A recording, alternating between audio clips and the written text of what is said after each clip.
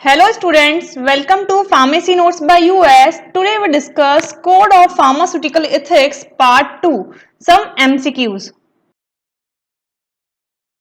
So the first question is part of law is यानी कि जो लॉ है जो नियम है उसके इनमें से कौन से हैं जो कि पार्ट इंक्लूडेड है। तो लॉ की अगर मैं बात करूं तो प्रीवियस वीडियोस में मैंने आपको बताया था कि जो नियम है जो गवर्नमेंट जो नियम अप्लाई करती है मोस्टली जो लॉज हैं मोस्टली बनाए जाते हैं कि जो एक सोसाइटी है जहाँ पे ह्यूमन बीइंग रह रहे हैं तो उनके लिए वो कुछ रूल्स एंड रेगुलेशन सेट करती है ताकि वो चीजें हैं जो कि व्यवस्थित हो सके। अगर वो उन चीजों को फॉलो नहीं करते तो उन चीजों के लिए दंड का भी प्रावधान रखती है।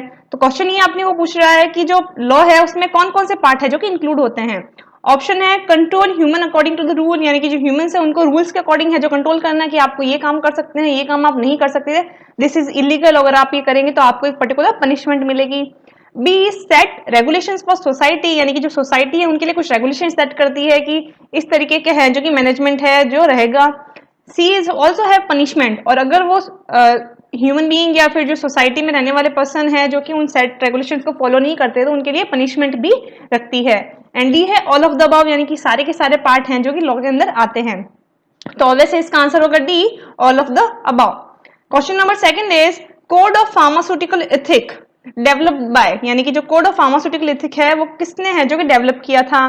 तो ऑब्वियस है फार्मास्यूटिकल एथिक्स की जब बात कर रहे हैं तो जो फार्मास्यूटिकल एथिक है यानी कि फार्मेसी के अंदर अपने को कौन कौन से रेगुलेशंस मेंटेन रखनी चाहिए, जो फार्मासिस्ट है उसके कौन कौन से रिस्पॉन्सिबिलिटीज हैं, उसके किस किस चीजों के अंदर उसको ध्यान रखना चाहिए, तो वो चीजें हैं जो किसने डेवलप की। तो ऑब्वियसली जो फार्मेसी फील्ड है जिसको जो गवर्न करता है यानी कि PCI pharmacy council of India वो इन चीजों को है जो डेवलप करती है। तो इसका आंसर होगा A PCI pharmacy council of India.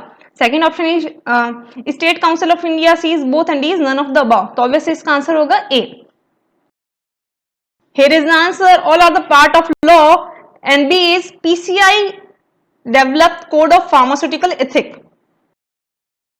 Third question is a pharmacist in relation to his job यानी कि अगर अपन बात करें कोड ऑफ इथिक्स की यानी कि जो नियम है जो नीतियां हैं उसके अंदर जो फार्मासिस्ट हैं उसको अपने जॉब के रिलेशन के अंदर क्या क्या सर्विसेज हैं या किन किन चीजों का ध्यान रखना चाहिए या फिर कौन कौन सी चीजें फॉलो करनी चाहिए। तो ऑप्शन है जो फार्मासिस्ट है शुड प्रोवाइड गुड सर्विसेज यानी कि जो फार्मासिस्ट है उसको अच्छी सर्विसेज प्रोवाइड करनी चाहिए, जैसे ही डिमांड आए किसी पर्टिकुलर मेडिसिन की तो ही have to supply without delay.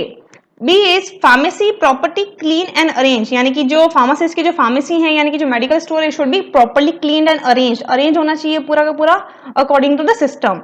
C is must not discuss merits demerits of a drug to the patient, साथ ही साथ जो फार्मासिस्ट है उसके पास जो प्रिस्क्रिप्शन आता है डॉक्टर का तो वो कौन सी मेडिसिन है उसकी क्या मेरिट्स हैं क्या डीमेरिट्स हैं उसके क्या डिसएडवांटेजेस हैं उसका थेरेपेटिक एक्शन क्या है, ये सारी की सारी चीजें उन्हें अपने तरीके से गोपनीय रखनी चाहिए, पेशेंट के साथ डिस्कस नहीं करनी चाहिए। पेशेंट को एक तरीके से अपन ये कह सकते हैं कि डराना नहीं चाहिए या फिर उनका माइंड है जो अल्टर नहीं करना चाहिए। And D is all of the above यानी कि सारे के सारे जो रिलेशंस हैं जॉब करते समय फार्मासिस्ट को ध्यान रखने चाहिए। तो ऑब्वियसली इसका आंसर होगा D all of the above.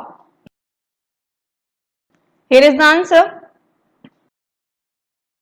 Four is pharmacist in relation to trade यानी कि जो फार्मासिस्ट है जब ट्रेडिंग कर रहा है यानी कि जब सेल कर रहा है तो उन्हें किन किन चीजों के बारे में ध्यान रखना चाहिए या कौन कौन से लॉज हैं जो उनको फॉलो करने हैं।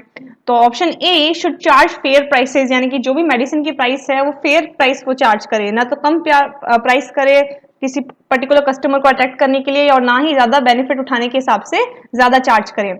B should not attract customer by the gifts यानी कि कोई भी गिफ्ट पॉलिसी ना रखे कि अगर आप ये चीजें लोगे तो इस तरीके से गिफ्ट दूंगा या फिर एडवर्टाइजमेंट ना करे, दिस इज ऑल्सो इलीगल। तो it should not attract customer by the gifts. C is always purchase medicine from the reputed sources with documents. तो ऑब्वियस है जो फार्मासिस्ट है कोई भी मेडिसिन ले रहा है होलसेलर से या फिर बल्क अमाउंट में जिनसे भी तो वो एक रेप्यूटेड संस्था होनी चाहिए ताकि उसके अंदर कोई भी प्रॉब्लम है तो उनके ऊपर कोई भी क्लेम ना लगे। And D all of the above यानी कि जो सारे के सारे रिलेशंस हैं जो फार्मासिस्ट को ट्रेडिंग के समय ध्यान रखने चाहिए। तो ऑब्वियसली इसका आंसर भी होगा all of the above. Is the answer. Question number 5 is pharmacist in relation to medical profession यानी कि जो फार्मासिस्ट है उसका रिलेशन मेडिकल प्रोफेशनल से किस तरीके से होना चाहिए। तो फर्स्ट इज प्रोफेशनल लिमिटेशन यानी कि जो फार्मासिस्ट है उसको अपने रोल पता रहने चाहिए, साथ ही साथ मेडिकल प्रोफेशनल जो पर्सन है या मेडिकल रिप्रेजेंटेटिव है उनके साथ उनकी कितनी डीलिंग होनी चाहिए वो भी एक पर्टिकुलर लिमिट तक उनको पता होने चाहिए। B is clandestine arrangement, clandestine arrangement means की गुप्त जो अरेंजमेंट है जैसे कि कोई भी फार्मासिस्ट है रिटेल फार्मासिस्ट है उसने कोई भी मेडिकल प्रोफेशनल यानी कि जो रजिस्टर्ड मेडिकल प्रैक्टिशनर है उनके साथ कोई अरेंजमेंट कर लिया जो कि गुप्त है, क्लैंडस्टाइन है, कि भाई अगर आप मेरे शॉप पे अवेलेबल माल को ज़्यादा सप्लाई करोगे या उस तरीके की मेडिसिन को ज़्यादा लिखोगे तो मैं आपको 50% मार्जिन दूंगा या फिर कुछ अमाउंट दूंगा। तो इस तरीके के अरेंजमेंट है जो कि फार्मासिस्ट को नहीं करने चाहिए। C is license with public. License mean यानी कि जो एक लिंक है बीच में, जैसे कि जो मेडिकल रिप्रेजेंटेटिव है और जो पेशेंट है उसके बीच को जो लिंक है वो है फार्मासिस्ट। और फार्मासिस्ट को डॉक्टर्स क्या राइट नाउ प्रिस्क्राइब कर रहे हैं, लेटेस्ट जो मॉडिफिकेशंस हैं मेडिसिन में, ट्रीटमेंट में, वो क्या है, साथ ही साथ पेशेंट को क्या पसंद है, इन सारी की सारी चीज़ों को है जो ध्यान रखना चाहिए और अपने आप को भी अपडेट करना चाहिए। D is all of the above, यानी कि ये सारी की सारी चीजें तो ऑब्वियस है, जो मेडिकल प्रोफेशनल्स के साथ जो रिलेशन है ये सारी की सारी चीजें हैं इस फार्मासिस्ट को जो फॉलो करनी चाहिए। तो आंसर होगा इसका D, all of the above. फिर अगर अपन बात करें क्वेश्चन नंबर 6 की, तो क्वेश्चन नंबर 6 अपने को पूछ रहा है pharmacist in relation to his profession, यानी कि जो फार्मासिस्ट हैं अपने प्रोफेशन के हिसाब से उनका क्या कर्तव्य रहता है या क्या रिलेशंस रहते हैं। तो first is pharmacist vigilance. Vigilance यानी कि जागरूकता। तो ऑब्वियस जो फार्मासिस्ट है उसको अपने फील्ड के प्रति क्या रिसर्च हो रही है, कौन कौन सी मेडिसिन आ रही है, क्या साइड इफेक्ट कम हुए हैं, उस हिसाब से भी उसको जागरूकता रखनी चाहिए। साथ ही साथ लॉ अबाइडिंग सिटीजन्स, यानी कि जो सिटीजन्स हैं उनको जो कानून पता है कि भाई आपको सैनिटाइज होना चाहिए, बार बार आपको इस तरीके की जो हाइजीन रखनी चाहिए, ये फार्मासिस्ट को खुद भी याद रखनी चाहिए और बार बार जो सिटीजन्स है या जो पेशेंट्स हैं उनको भी बार बार रिकॉल करवानी चाहिए। C is decorum and propriety, यानी कि जो जिस जगह पे वो है, जिस जगह पे उसकी शॉप है वहां पे डेकोरम मेंटेन हो, साथ ही साथ प्रोप्राइटरी का भी ध्यान रखना चाहिए।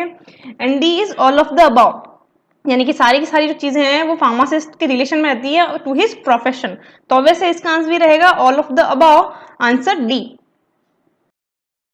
Answer all of the above for both the questions.